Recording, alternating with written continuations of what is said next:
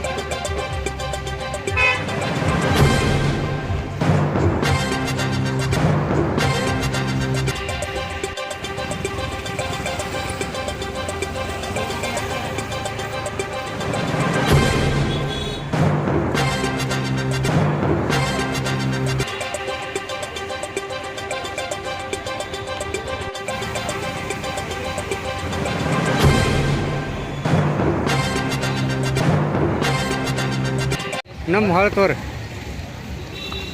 ಹಾಂ ಇವತ್ತು ಗಟಾರ ನೀರು ಹರಿದು ಚೆಂಬರ್ ಹೊಡೆದು ಈ ಸಾರ್ವಜನಿಕರ ನೀರು ತೊಂದರೆ ಆಗ್ಲಿಕ್ಕತ್ತದ. ಗಟಾರ ನೀರು ಹರಿದು ಭಾಷೆ ಆಗ್ತದ.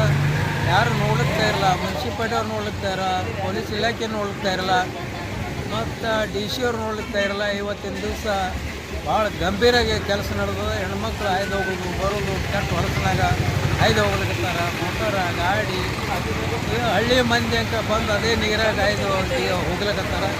ಅದರದ ಹಿಂದೆ ಇವತ್ತು ಗಂಭೀರಾಗಿ ತೊಗೋಬೇಕು. ಮುನ್ಸಿಪಾಲ್ಟಿ ಕಮಿಷನರ್ ಸತ್ತಾನು ಅದಾನು ಇವತ್ತು ನೋಡ್ಬೇಕಾಗ್ಯದ.